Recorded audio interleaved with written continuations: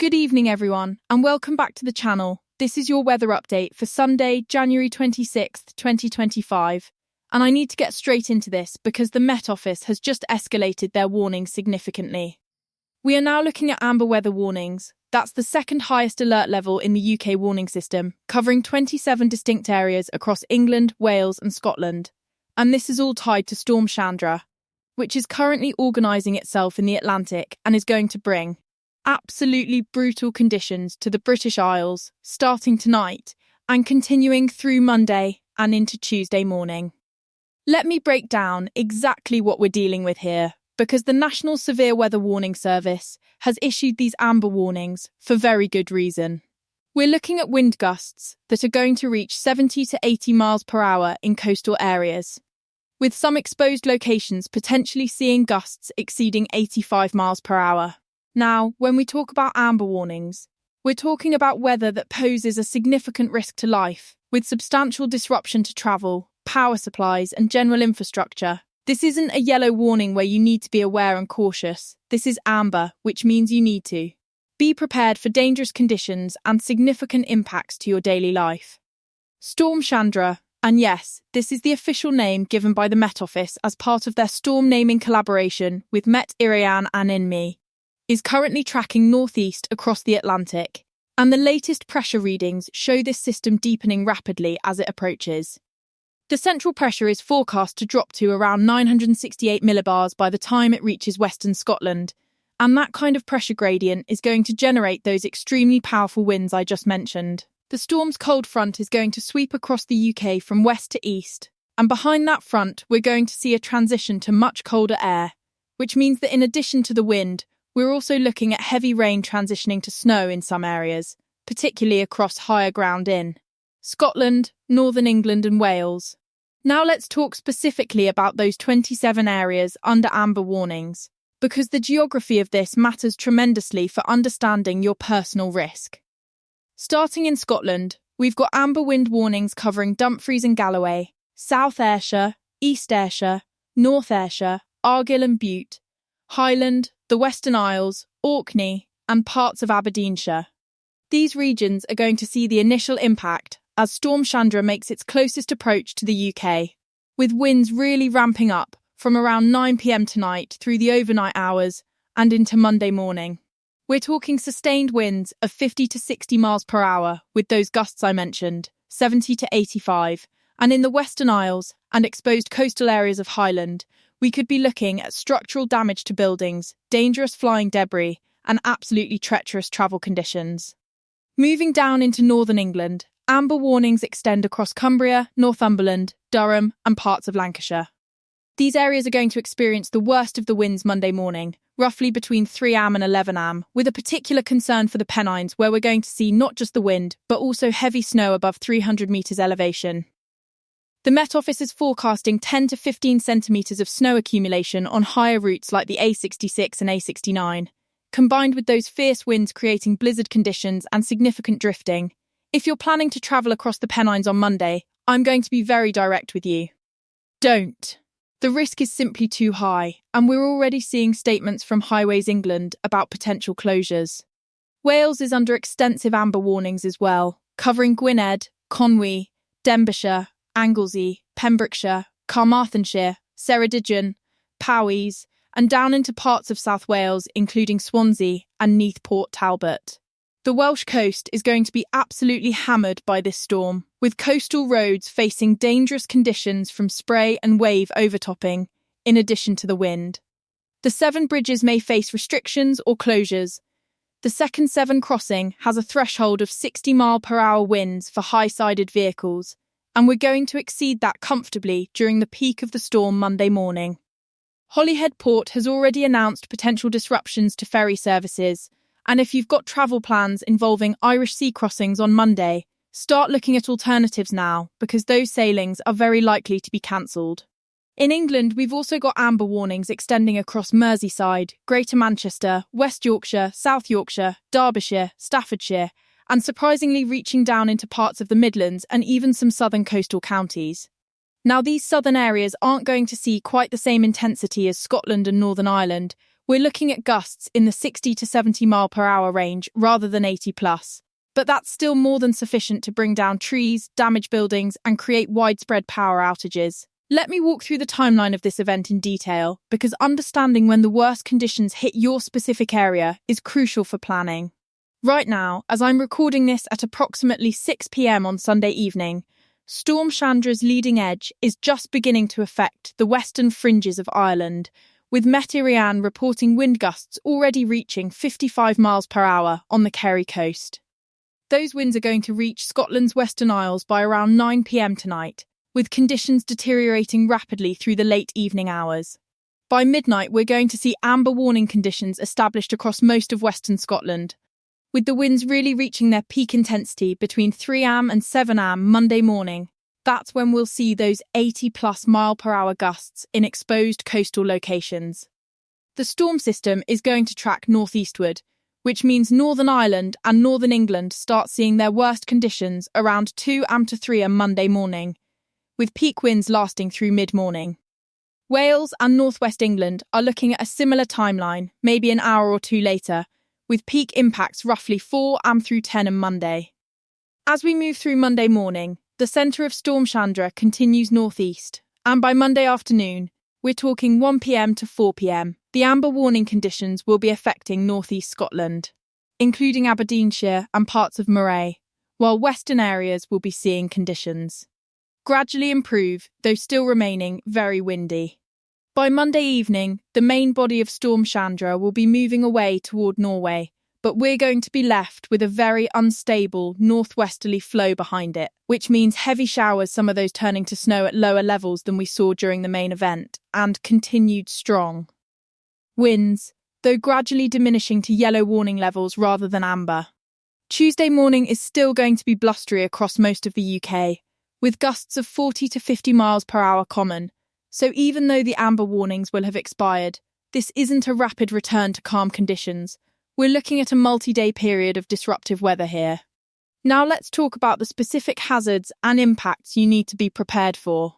Because amber warnings don't get issued lightly, and the Met Office is expecting significant disruption.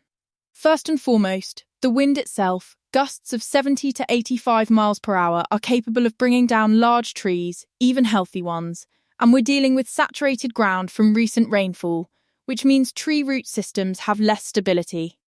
We're going to see trees coming down on power lines, on roads, potentially on buildings, and that creates both direct danger from falling debris and secondary impacts from power outages and blocked routes. If you're at home during the peak of this storm, stay away from windows. Particularly if you're in an older building or one with large glass panels. We've seen instances in past storms where windows have failed under extreme wind pressure, and flying glass is obviously a serious injury risk. Power outages are virtually guaranteed in the worst affected areas. The energy networks, Scottish Power, Scottish and Southern Energy, Northern Power Grid, and others have already issued statements saying they've got extra crews on standby and they're preparing for a significant number of outages. But when you've got trees coming down on power lines across such a wide geographic area, restoration takes time. If you're in one of those 27 amber warning areas, charge all your devices now. Make sure you've got torches with fresh batteries. And if you've got any medical equipment that requires power, make sure you've got backup arrangements in place. The energy companies are prioritising restoration to hospitals and critical infrastructure. But for residential areas, we could be looking at outages lasting anywhere from a few hours to potentially a couple of days in the most severely affected rural locations. Travel disruption is going to be extensive, and this is not a day where you want to be making unnecessary journeys. The rail networks have already announced they're going to be running reduced services on Monday, with speed restrictions in place across most routes. Network Rail has indicated that overhead wire equipment is particularly vulnerable in high winds, and we're likely to see cancellations and significant delays. If you've got Monday morning travel plans by rail, check your service before you leave. Don't assume it's running just because it's scheduled. Roads are going to be dangerous, particularly for high-sided vehicles. Lorries, vans, caravans, and even SUVs are at risk of being blown over in gusts exceeding 70 miles per hour. Several major routes are likely to face restrictions or closures. I mentioned the 7 bridges already, but we're also looking at potential issues on the Thelwall Viaduct on the M6. the Forth Road Bridge, the Tay Bridge, various routes across the Pennines and coastal roads across Wales and southwest England. Airports are going to face disruption as well. The aviation weather thresholds for crosswinds vary by aircraft type. But generally speaking, when we're seeing gusts above 60 miles per hour, we start seeing diverted flights and delays. Manchester Airport, Liverpool Airport, Glasgow, Edinburgh, and particularly smaller airports like Leeds Bradford and Inverness are going to experience operational difficulties. If you've got flights scheduled for Monday, give yourself extra time, expect delays, and stay in close contact with your airline. They'll have better real-time information than I can give you in a forecast recorded Sunday evening. The combination of high winds and high tides creates a coastal flooding risk as well. Tomorrow morning's high tides, we're looking at high water around 8:30 am on the northwest England coast, around 9 am on the West Wales coast, and slightly earlier in Scotland are going to coincide with the peak of the storm winds. That means we're going to see large waves driven on shore, spray and wave overtopping affecting coastal roads and properties, and potential flooding in the most exposed coastal communities. The Environment Agency and Natural Resources Wales have issued flood alerts, not just warnings, but some amber flood warnings for parts of the coastline, particularly around the Dee estuary, the Cumbrian coast, and parts of West Wales. If you live in a coastal area and you've experienced flooding during previous storms, take precautions now. Move valuable items upstairs, check your flood defences if you have them, and be prepared for the possibility of having to evacuate if conditions worsen beyond current forecasts. Now, once the main wind event passes Monday afternoon and evening, we're transitioning into a different but still challenging weather pattern.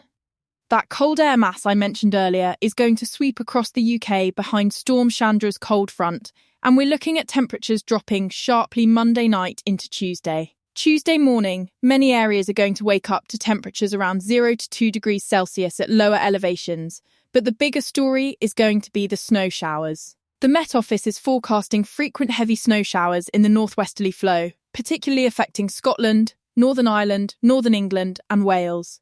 These aren't going to be continuous snow, they're going to be intense heavy bursts moving through quickly. But accumulations of 2 to 5 centimetres at low levels are possible, with 10 to 15 centimetres above 200 metres. And in the Scottish Highlands, we could see 20 to 30 centimetres by Tuesday evening. Those snow showers are going to create additional travel problems Tuesday, particularly for the morning commute. The gritting trucks will be out, but when you're dealing with heavy snow showers combined with still strong winds, we're talking gusts of 40 to 50 miles per hour, you get blizzard conditions and reduced visibility very quickly. Tuesday morning's commute is going to be difficult across northern Britain, and I would strongly advise allowing extra time and driving with extreme caution if you absolutely have to travel. The good news is that by Tuesday afternoon, the frequency and intensity of the snow showers should decrease as the pressure system pulls away. Let me put this storm into some historical context because it helps to understand just how significant this weather event is. Storm Chandra is forecast to achieve a central pressure of 968 millibars, which puts it in the same category as some of the notable storms we've seen in recent years. It's not quite at the level of Storm Eunice from February 2022, which reached 953 millibars and produced that record 122 mile/hour gust at the Needles on the Isle of Wight. But it's comparable to Storm Arwen from November 2021, which caused extensive damage across Scotland and northern England. The thing about these deep Atlantic lows is that they don't just bring one hazard, they bring multiple concurrent hazards: wind, rain, snow, coastal flooding, all happening at the same time. And that's what overwhelms response systems and creates the most severe impacts. The UK averages somewhere around 15 to 20 named storms per year. And we're still in January, so we're relatively early in the storm season, but Storm Chandra is definitely going to be one of the more impactful systems of the 2024-2025 season. The amber warning coverage, 27 areas, is quite extensive. It's not the most widespread we've ever seen, but it's certainly significant. And the fact that the Met Office has gone to amber rather than staying at yellow tells you everything you need to know about their confidence in the severity of this event. So what should you be doing right now, on Sunday evening, to prepare for tomorrow? First, secure any loose items outside: garden furniture, trampolines, bins. Anything that could become a projectile in 70 to 80 mile per hour winds needs to be brought inside or firmly secured. Second, charge all your electronic devices and make sure you've got alternative lighting and heating arrangements if your power goes out. Third, check on vulnerable neighbours, elderly people, people with health conditions, people who might need assistance if conditions deteriorate. Fourth, avoid all unnecessary travel on Monday, especially during the morning hours when conditions will be at their worst. If you absolutely have to travel, tell someone your route and expected arrival time, and carry emergency supplies in your vehicle, blankets, water, food, a fully charged mobile phone. Fifth, stay away from coastal areas during the storm. This is not the time for dramatic storm watching photos. People die every year trying to get close to big waves, and with the combination of high winds and high tides tomorrow morning, the coast is going to be genuinely dangerous. Sixth, if you're in a property that's previously experienced roof damage or has loose tiles, try to secure things as much as possible tonight, and be aware that if the wind does cause damage, you may need to move to a lower floor or away from the damaged area. Seventh, keep an eye on official sources for updates, the Met Office website, their app, local emergency services social media, because if conditions exceed forecast expectations, or if specific areas need to take additional actions, that's where you'll get authoritative information. The good news, if we can call it that, is that this storm system is fast-moving, so we're not looking at days and days of sustained extreme conditions. This is going to be intense, but relatively brief, with the worst of it passing through in a 12 to 18-hour window for most areas. By Monday evening, conditions will be improving across western areas, and by Tuesday evening, while it'll still be cold and windy with those snow showers I mentioned, we'll be through the amber warning phase of this event. Wednesday is looking much quieter, still chilly, still some showers around, but nothing like what we're facing on Monday. Looking ahead to the rest of the week, once Storm Chandra clears out, we're going to be in a pattern of northwesterly flow, which typically brings us cooler temperatures, sunshine and showers, and that looks like it's going to persist through the end of January and into early February. So we're not returning to particularly settled weather after this storm. But we're also not looking at another major storm system immediately on its heels, which is good news. It gives infrastructure time to recover, gives emergency services time to clear fallen trees and restore power, gives everyone time to catch their breath before whatever the next Atlantic system brings us. I want to emphasise one more time the seriousness of amber weather warnings. These are issued when the Met Office has high confidence that weather conditions are going to pose a risk to life and cause significant disruption. Yellow warnings are about being aware and prepared. Amber warnings are about taking action to protect yourself and your property. If you're in one of those 27 areas I listed at the start of this video, treat tomorrow as a day to stay home if at all possible, to keep yourself and your family safe, and to avoid adding to the burden on emergency services who are going to be dealing with multiple incidents across a very wide area. Before I wrap this up, I want to quickly mention that I'll be doing updated videos as Storm Chandra progresses through Monday. I'll be posting Monday morning once we've got some of the initial impact reports and updated forecasts, and again Monday evening with a look at the recovery and what Tuesday's looking like in more detail. So make sure you're subscribed to the channel and you've got notifications turned on so you don't miss those updates. Because conditions can change, forecast details can be refined as we get more current data, and I want to make sure you've got the latest information as this event unfolds. Stay safe out there tomorrow, everyone. This is going to be a rough one for a lot of areas, but with proper preparation and by taking these warnings seriously, we'll get through it. I'll see you in the next update.